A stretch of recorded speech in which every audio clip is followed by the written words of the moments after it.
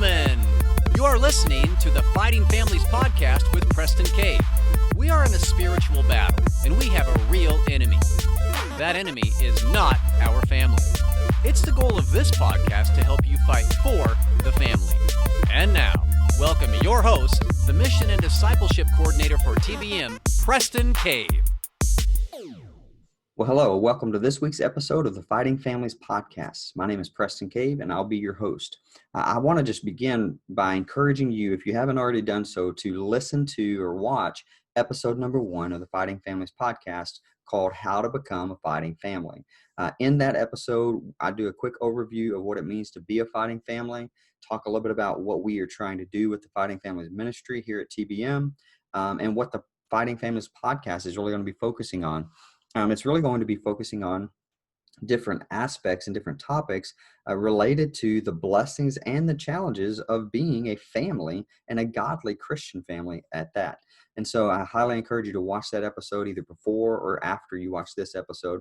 But each week we're going to bring in a special guest to talk about a different topic, a different subject about being a fighting family. We're going to try to keep it within the 20 to 25 minute time range so that you can listen to this on your commute to work. But today we're really excited because today's episode is focusing on becoming a gospel-centered family. And I have a special guest with me. He's a good friend of mine. I'm going to go ahead and add him in. His name is Jason Richards. So let's go ahead and invite Jason to the party. All right. Hey, Jason, can you hear me? I can hear you. Awesome. Okay, well, good. Well, I can hear you as well. So I just told our listeners that we're going to be focusing on the topic today of gospel-centered, how to become a gospel-centered family. And so we wanted to bring you on. So why don't you just tell us a little bit about who you are, where you live, your family, what your job and title is with Super Summer. So go ahead. Yeah. Well, you got my name right. It's Jason Richards. So good job. Hey, good start. I'm married. My wife and I have been married for coming up on 16 years. And we have a 9-year-old son. We live in Rockwall, Texas. And the job I do to put food on our table is I direct Super Summer. My fancy title is Youth Camps / Events Specialist. All right. Yeah. Hey, real quick, if you haven't noticed, this is a super laid back, chill episode, and every episode is going to be laid back and chill. You have people walking their dogs behind me. Mm-hmm. If you see something crazy, just go with it. That's just part of the episode. Okay. But Jason, real quick, tell the listeners, I already know, but tell the listeners about Super Summer. You said that you work with Super Summer, you have a fancy title, but really what is Super Summer and what does that fancy title really mean? Yeah, Super Summer is just a week-long training event where we teach students to know and share the gospel. It's a lot like a mini semester in college, but it's for students entering 8th grade through entering their freshman year of college. And we focus on helping them to be evangelists, to share the gospel. Okay. So you'd be the perfect person to have on the show when we talk about being a gospel-centered family and how to teach the gospel to our kiddos, right? I mean, you would say that. I would never say that, but sure. Humility. That's good. Something. Well, so tell us, you've been married, how long you've been married? 16 years? Yeah. And you have one son, Mason, who is how old? 9. 9. Okay. Very good. Yeah. So as I was thinking about who we could bring on the show for this particular topic, being in a gospel-centered family, I couldn't think of anybody better than you, not just because you're a good friend and because you are the director of Super Summer and this is what you do for a living, but also because I've been able to watch how you've interacted with your family and how you Mason's always there at the camps. He's always wanting to drive the golf cart or whatever else, and he's got a walkie-talkie or, so he's not always, of my doing, by the way. Yeah, no, that's okay. But he's a good kid, and he's always super engaged and super active. And so I've always I've always watched you and tried to mimic how you father Mason, because I see that he's engaged and he knows the gospel even at an early age. So that's super exciting. So I guess let's go ahead and just dive into some questions that we want to talk about. First off, let's just go ahead and cover it. What is the gospel?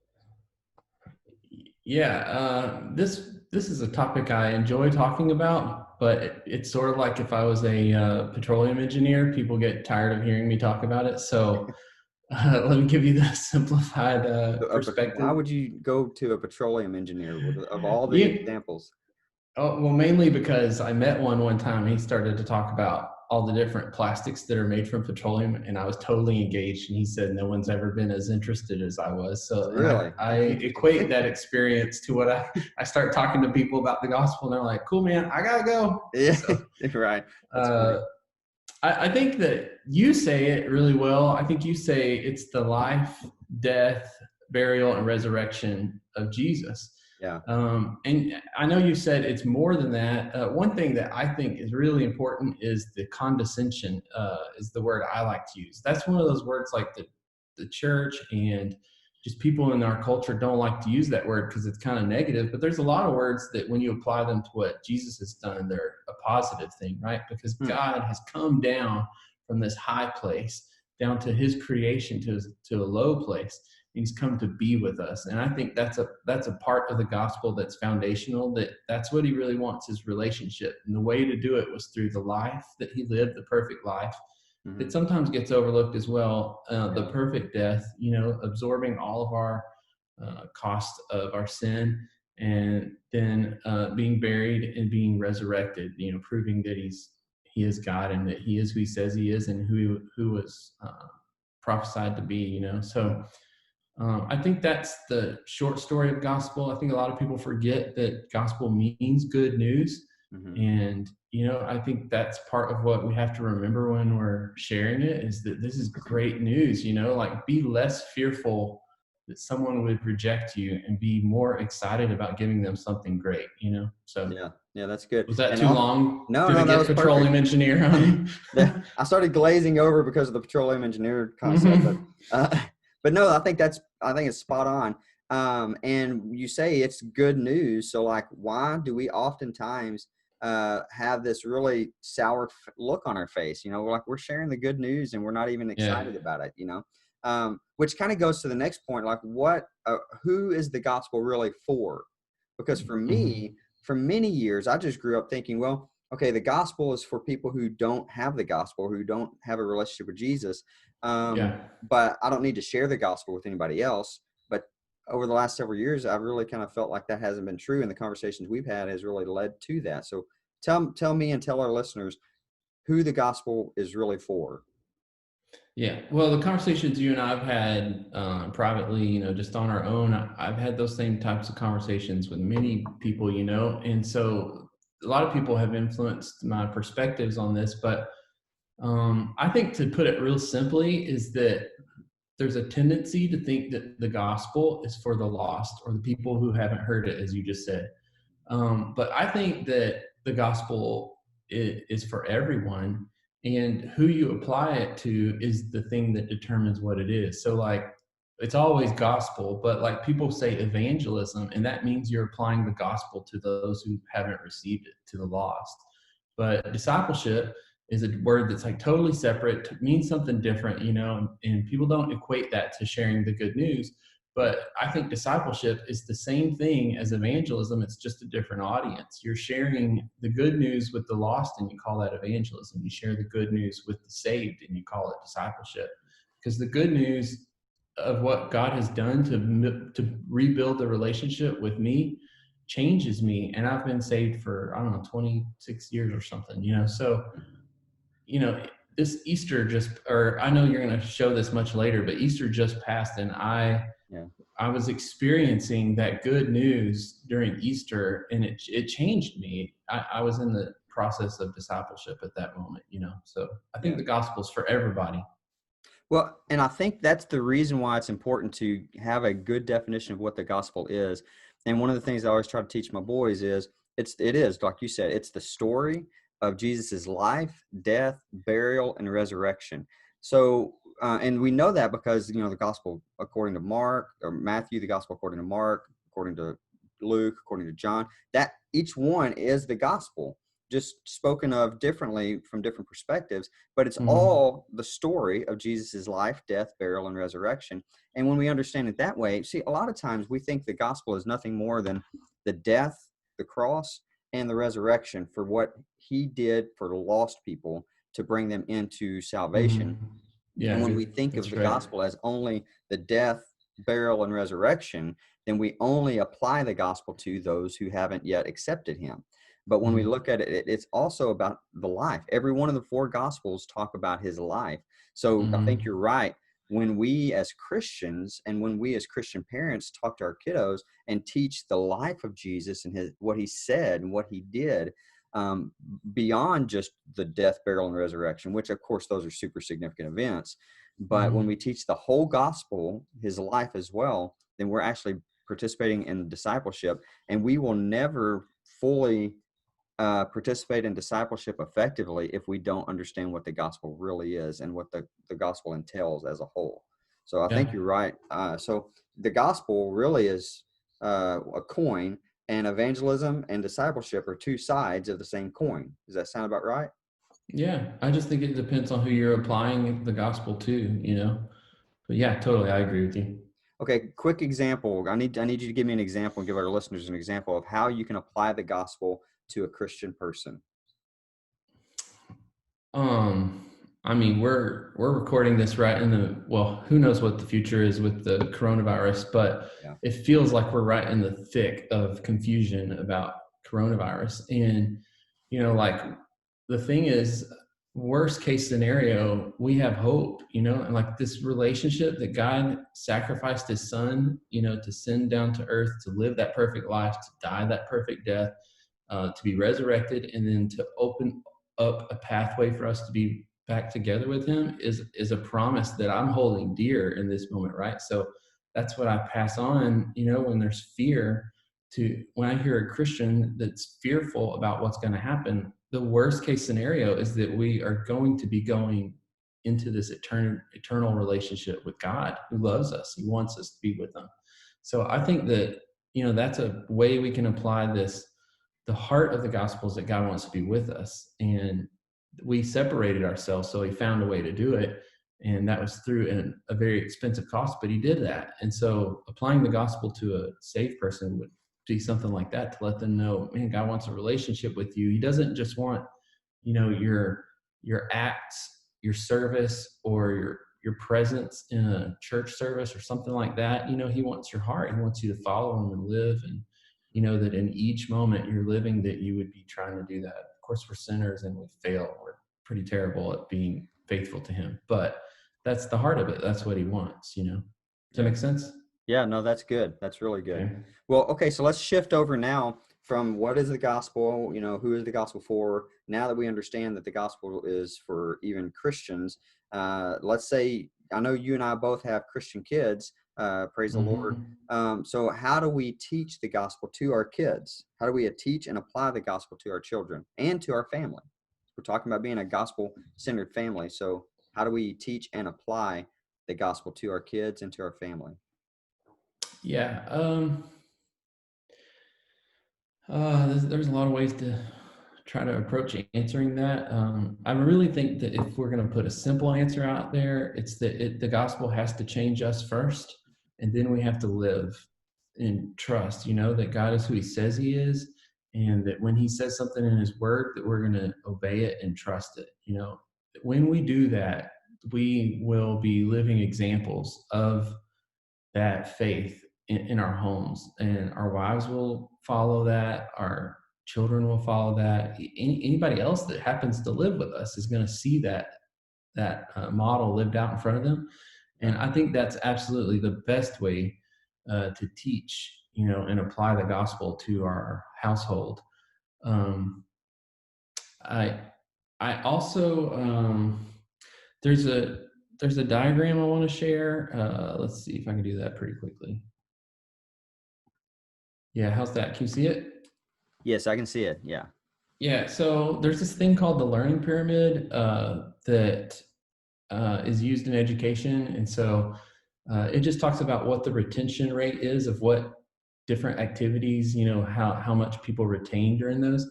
And so I have a thing I call the flipped learning pyramid.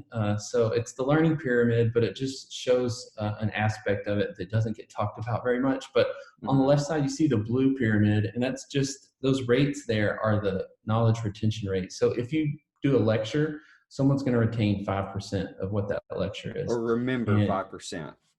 yeah, or remember, right? So you go through the list, you got reading, like an audio visual presentation of some sort, some type of demonstration, a discussion group. And like now you're really getting into, people are starting to remember a lot at this point, And so then if they practice it by doing, of course they remember that a lot. And then if they go out and they have to study it and prepare themselves in order to teach it, put it in their own words, well then now they're retaining 90% of that stuff, right? And so part of the struggle that I think families have is that we like to try to find someone else to do our different jobs. Like we don't want to mow, so we hire lawn care people. And we don't want to paint, so we hire painters. And right, like we don't want to do the work. And so I think that American culture, or at least the one I've been in and I've been around, likes to unconsciously hire the church to do these things for us when it's our job to be the ones to evangelize our families, and disciple them as well. And so, what I wanted to show in this like flipped learning pyramid is that these are just some kind of like icons to help you kind of see it. But like lecture is the frequently used one, right? It's like we drink, just like drinking water, we do it all the time. If we're going to teach somebody something, we think lecture. And then reading is the second thing, right? It's like super often. So I put a toilet. I know that's like potty humor. Hey, I work with teenagers, right? So That's right. Anyway, but like as frequently as a toilet is used in your home, so is reading in trying to teach, and trying to help someone learn something, right? And then audio visual is like maybe as often as you check the mail. Demonstration rarely happens. It's like, when you mow the yard. And the discussion group is the thing you do like a couple times a month, usually right after you visit the dentist kind of deal, right? Because I use floss, like these things happen so infrequently, even though they're all effective down at the bottom of the orange pyramid, right? And so practice by doing, it happens, but it's so rare. So that's why there's like a 4-leaf clover. And then teaching others is the unicorn. I mean, it just doesn't happen. I was wondering what that was. Yeah, it's so small. It doesn't matter because it doesn't happen, right? Teaching others, we don't do it. And there's so few people that are doing that. And yet that is the one that's most effective, right? And so when I think about your question about, how do we teach our families?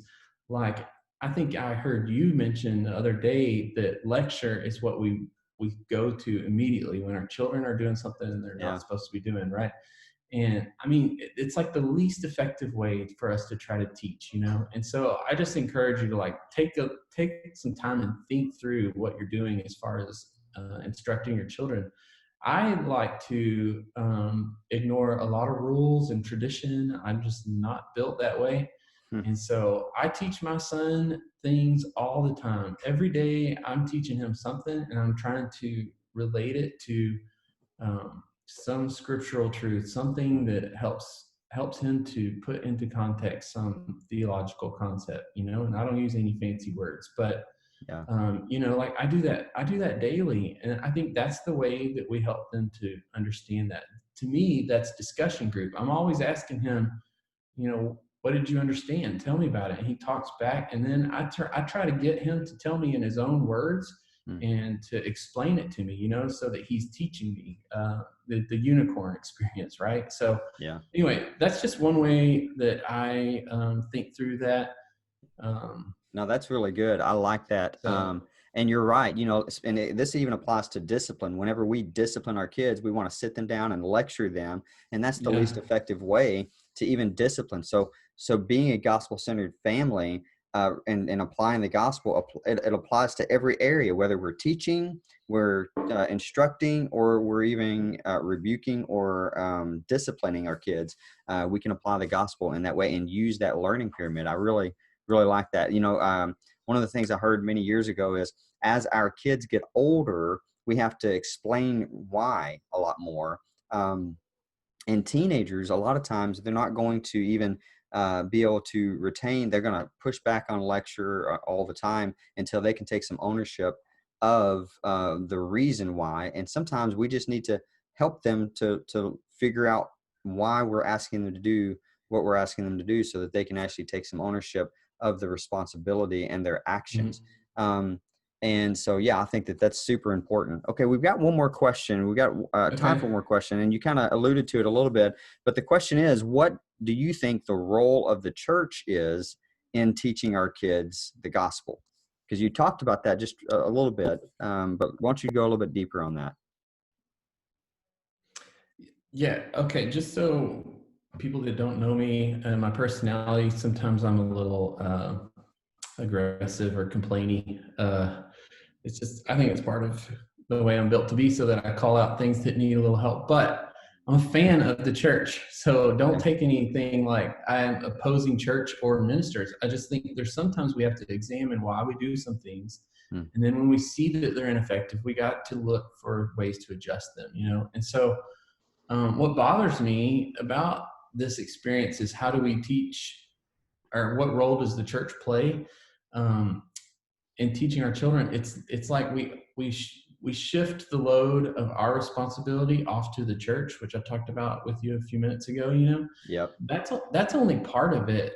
The other part that is bothersome about it is that we get separated a lot. Like I go to church with my family, and we go to different rooms, and we go to different locations and different people talking, and like we think we're doing pretty good if we get in the car and we say, so what did you learn today? But that's very little interaction with what my son experienced, and so that part, I'd like to see some change there. I'd like to see where we could enter church as a family, experience that church experience as a family, and leave as a family. And then when we go home, we talk about our shared experience. Remember when they said this? And I really thought this was a powerful thing. I never thought through that, And so it's kind of beautiful right now, because we're in this coronavirus time, and all the church services are online. So my family's sitting on one couch, and we're watching one service. And, it's beautiful how all those walls kind of got stripped down through that. So that's another thing. And then I would just, going back to that learning pyramid, it's like there is an enemy out there, like trying to steal, kill, and destroy us, and he's looked at the pyramid and said, what is the least effective way for us to operate? And let me get the church to do just that. Wow. And what is the most powerful way for us to be effective in teaching people how to live the life that God has called us to? And he's like, let me diminish that one. That's what it feels like, when I look around. And so I'm a huge fan of the church. My literal job is to serve churches. I'm passionate about seeing the churches grow. And that's where this kind of bothersome spirit, or whatever it is, comes from. I want to see these things better. But it's weird, because I'm not a pastor, I'm not the person leading church. Well, and for me, being in ministry and being a local church pastor or associate pastor for so many years, I completely understand what you're saying. And that has always been a challenge of pastors, is trying to figure out how to engage the parents and how to engage the families. Jane Wilson is one of your colleagues, and I'm going to have her on one of our shows. Good. But one of the things that she talks about a lot is dry cleaner parenting. And I've got to wrap up the show because we're getting close to our time. But I did want to point this out, because what you said goes hand in hand with what she says all the time with dry cleaner parenting, where we treat the church as we treat our dry cleaners. And so we drop our kids off the same way we drop our clothes off, and we expect to pick them up spick and span, nice and clean in 1 hour, right? So 1 hour dry cleaner, we drop our clothes off, we pick it up nice and clean, we smell it, everything is crisp and good. And when we drop our kids off, we expect that to happen as well. And when we pick them up and they don't seem to have changed much, or they're going through their typical, middle school or teenage years, we start to blame the church as if the church is the problem, when in reality, whose fault is it? Yeah, that's right. It's really our parenting style. And so for many years, I've seen parents reap the consequences of their parenting strategies and styles, and then blame the church for some reason. And I'm not mad at the parent. It breaks my heart that they don't really see how to become a gospel-centered family. And I think that this episode has been a huge blessing and a huge help. So I really appreciate you being willing to come on and share your wisdom on how you are a gospel-centered family, and how we can be as well. So, Jason, I'm going to go ahead and dismiss you and wrap up our show. So I really appreciate you. I love you, and we will have you on the show again soon. Cool. Appreciate you. All right. Blessings. All right. Well, if you guys enjoyed that conversation with Jason Richards, I highly encourage you to post this, share this on your social media platforms, and help us to get the word out on what it means to be a fighting family and what it means to be a gospel-centered family. Until next time, may you be blessed and may you fight for your family. You have been listening to the Fighting Families podcast with Preston Cave. Be sure to subscribe to our channel so you don't miss new episodes each week. If you like today's program, we want to encourage you to share it with your friends and family members. To learn more about the resources we have to offer, visit us at www.fightingfamilies.com. Until next time, be sure you fight for your family today.